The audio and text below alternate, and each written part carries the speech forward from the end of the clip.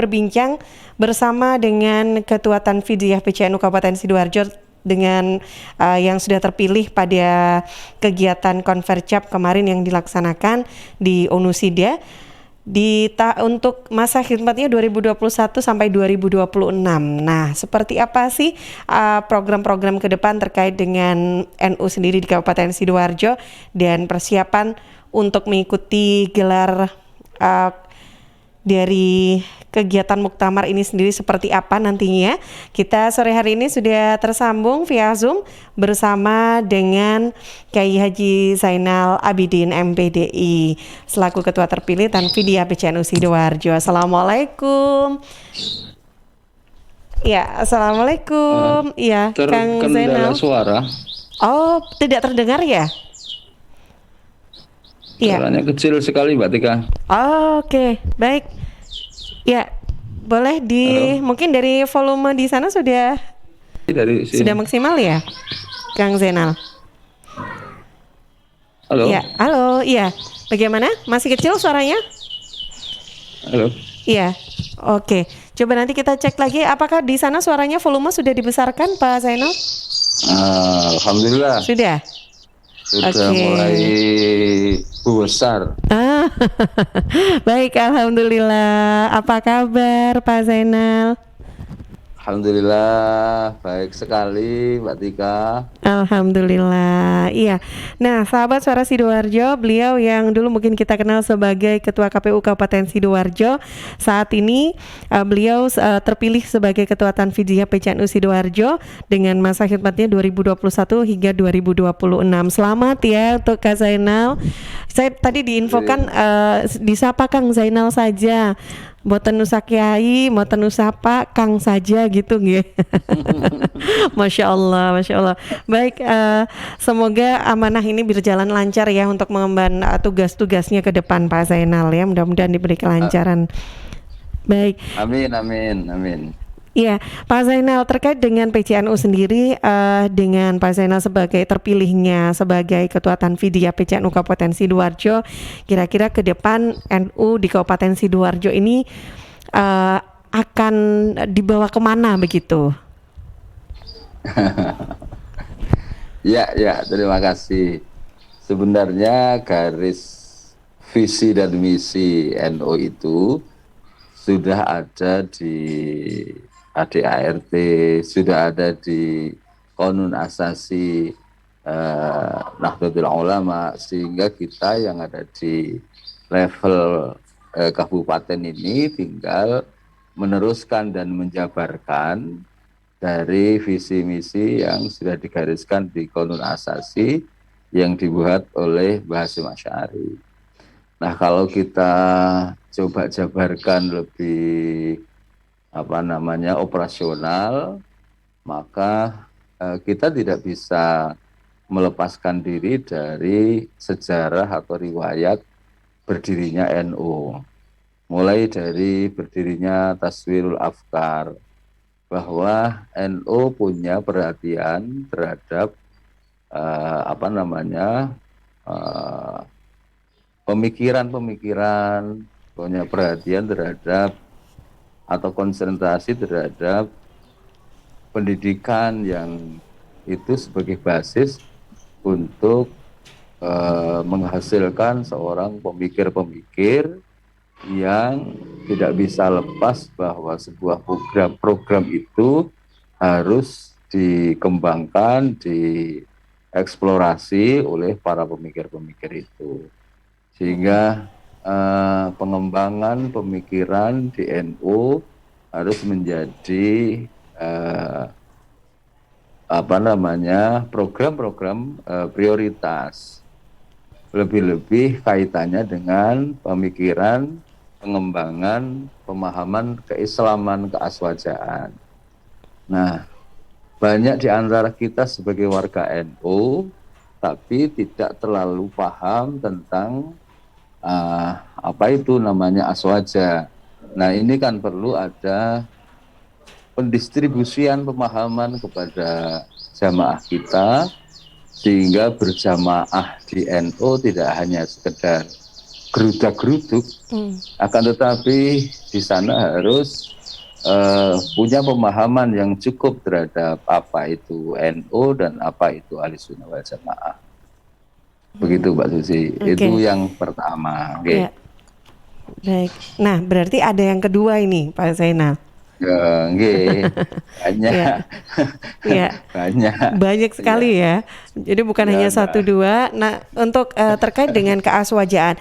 Nah, Pak Zainal, ini kan kalau kita melihat dari sambutan juga dari Bupati kemarin kan juga ada pengharapan begitu terkait dengan pengembangan Kabupaten Sidoarjo ini, sinergitas antara Nahdlatul Ulama dengan pemerintah sendiri begitu dari berbagai sektor, dari berbagai lini termasuk pendidikan, kesehatan, perekonomian.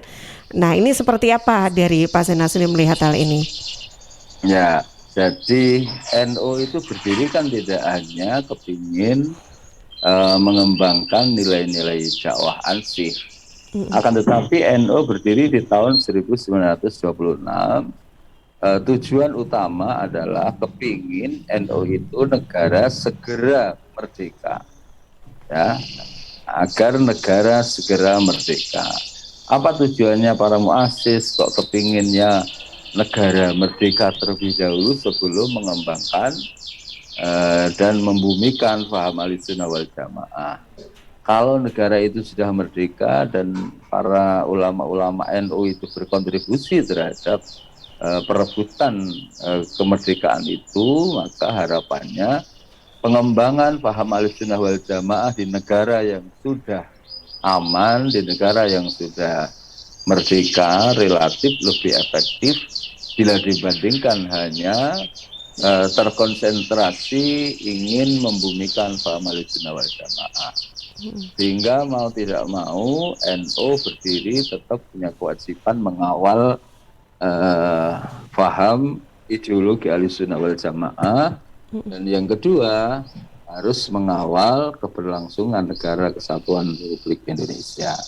Nah, kalau sudah seperti itu, maka pengejawantahan dari sejarah itu harus bisa diterjemahkan oleh kader-kader muharrik atau penerus perjuangan para pendiri NU itu dengan mencari formula yang pas antara NU dan pemerintah. Kalau di kabupaten berarti antara PCNU dengan pemerintah daerah. Mau tidak mau ini harus ada formula kerjasama. Nah, ketika kedua organisasi, satunya organisasi negara, satunya organisasi keagamaan, kok kemudian mampu memformulasikan sebuah formula kerjasama, saya yakin masing-masing akan terjadi percepatan. Pemerintah juga tidak membabi buta dalam mengejawantahkan program-program dan kebijakannya. NU pun ketika kerjasama dengan pemerintah akan terfasilitasi dengan baik, dan semuanya adalah tujuannya lebih kepada bagaimana NU punya peran untuk mengawal keberlangsungan program pemerintah, dan NU juga tetap punya tugas untuk mengawal keberlangsungan paham Ahlussunnah wal Jamaah. Baik, Gitu. kira-kira formula itu kapan nih akan diperbincangkan bersama dengan jajaran pemerintah Kabupaten Sidoarjo? Ya, setelah kita melakukan kepengurusan lengkap, kemudian dilantik, maka kita nanti akan duduk bareng mencari formulasi yang tepat, kira-kira menggunakan format yang bagaimana kerjasama ini. Kalau saya sih sederhana saja, misalnya ada OPD, satu EPD. Nanti PCNU akan mengundang OPD, kepala dinas itu, untuk mempresentasikan kira-kira apa yang dibutuhkan oleh sebuah institusi itu, karena kita itu mempunyai potensi kader yang luar biasa dengan kualifikasi keilmuan yang juga cukup luar biasa. Nah, apabila nanti NU bisa memberikan memberikan kader-kader yang istimewa kepada pemerintah daerah, dalam tanda kutip tidak boleh mengganggu tapi membantu supaya terjadi percepatan program-program pemerintah daerah. Di samping itu kita bisa mendistribusikan dan mengkontribusikan kader-kader itu untuk bisa membantu pemerintah agar terjadi percepatan pembangunan. Seperti itu. Oke, baik. Iya. Nah, Pak Zainal, ini dalam waktu dekat ini kan yang kita tahu bulan depan ini insya Allah akan diselenggarakan muktamar begitu ya di Lampung. Nah, apakah Ya. PCNU Sidoarjo sendiri sudah siap untuk mengikuti gelaran muktamar tersebut? Seperti apa nih persiapannya, Pak Zainal? Karena itu hari rayanya NU Iya. ya harus berangkat itu.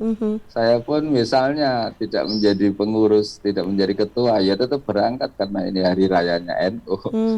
Insya Jadi, Allah. Iya. ketika muktamar kita akan ketemu dengan teman-teman mondok, ketemu dengan teman-teman kuliah yang tersebar di seluruh Indonesia. Itu menjadi suasana yang paling indah. Iya. Ada pertemuan-pertemuan teman lama, kita akan guyonan ngakak-ngakak seperti di pondok dulu, gojlok-gojlokan. Di samping ada program khusus, yaitu program-program yang diselenggarakan dalam muktamar itu. Oke, Nah, baik. Iya, baik. Nah, satu hal lagi terkait dengan program-program yang sudah terlaksana, mungkin yang menjadi koridor dari tugas dari NU sendiri begitu, termasuk di PCNU Sidoarjo sendiri. Nah, dari kemarin kan juga dihadiri oleh Ketua PWNU ya, kalau tidak salah Pak Zainal ya, atau perwakilan dari PWNU sendiri. Nah, apa sih yang dipesankan begitu oleh beliau dari PWNU Sidoarjo, PWNU Jawa Timur untuk PCNU Sidoarjo sendiri, Pak Zainal? Ada pesan ideologis. Maksudnya pesan ideologis itu kalau memang siap untuk menjadi pengurus NU, maka juga harus siap membranding diri menjadi santri yang bisa dibanggakan oleh kiainya, santri yang bisa dibanggakan oleh gurunya.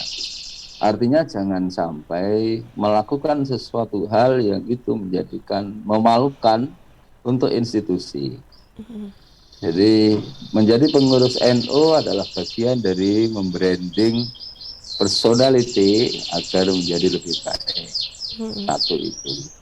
Yang kedua, beliau mengharapkan karena persaingan lembaga pendidikan di Sidoarjo, di Surabaya, dengan lembaga-lembaga pendidikan yang lain ini cukup ketat, maka beliau menekankan bahwa Unusida tahun depan harus mempunyai mahasiswa baru, setidaknya ada 1.000 mahasiswa baru.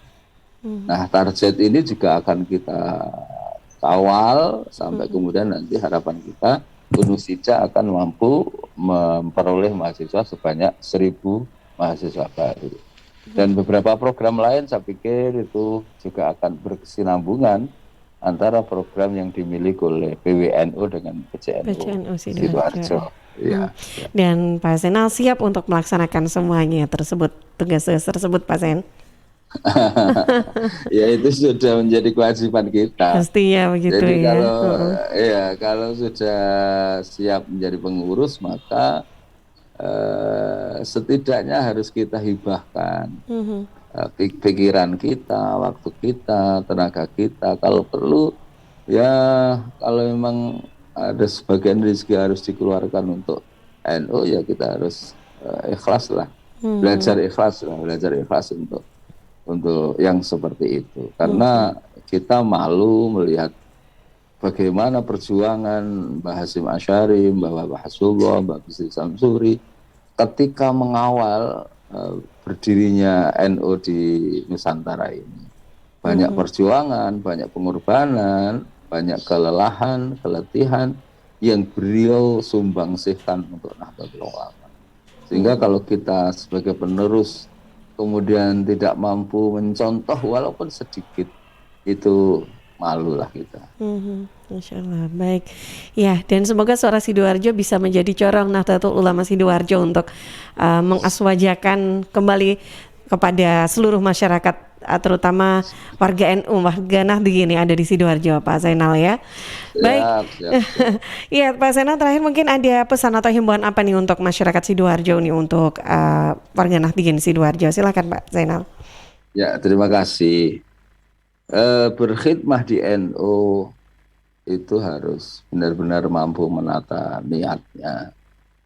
Berkhidmah di NU adalah bagian dari investasi yang kita tanam, yang itu nanti akan bisa kita petik ketika kita meninggal dunia. Mengapa Mbah Wahab, Mbah Hasyim, Mbah Bisri, dan yang lain ketika sudah meninggal dunia ternyata uluran doa terus mengalir dari jamaah ke jamaah, dari kumpulan satu ke kumpulan yang lain. Fatihah doa terus mengalir kepada beliau. Karena memang beliau serius dalam mengawal berdirinya Nahdlatul Ulama. Saat ini kita yang menjadi pengurus, maka juga berusaha serius mengawal kepengurusan ini agar kita nanti membuat catatan-catatan indah yang bisa dibanggakan oleh anak cucu kita ketika kita sudah meninggal dunia, dan sudah barang tentu ketika anak cucu bangga maka mereka pun akan selalu mendoakan kepada kita yang sudah meninggal dunia. Dan saya pesan kepada warga Nahdliyin yang ada di Kabupaten Sidoarjo, mari terus punya keyakinan yang kuat bahwa jadi santri nih Mbah Hasyim Asy'ari itu memang agak sulit, tapi itu akan tetap bisa kita raih manakala kita serius menjadi warga NU. Dan kalau sudah siap ngurusi NU, bakal diakoni dari santri Mbah Hasyim. Dan apabila sudah diakoni dari santri Mbah Hasyim, ditungak nih muga-muga mati dalam keadaan husnul khotimah. Saya pikir itu pesannya. Baik, ya baik, terima kasih banyak Pak Zainal atas waktunya, dan sekali lagi selamat untuk amanah barunya, semoga membawa keberkahan, kebaikan untuk kita semua. Sampai jumpa lagi Pak Zainal, terima kasih. Assalamualaikum. Waalaikumsalam warahmatullahi wabarakatuh. Ya, sahabat, baru saja kita berbincang bersama dengan Ketua Tanfidiyah terpilih PCNU Sidoarjo periode 2021-2026, Kiai Haji Zainal Abidin MPDI, dan juga dapat saya sampaikan juga bahwa pada pelaksanaan Konfercap PCNU Sidoarjo 2021 kemarin juga terpilih Kiai Haji Rois Abdus Salam Mujib sebagai Rois Syuriah PCNU Sidoarjo periode 2021-2026.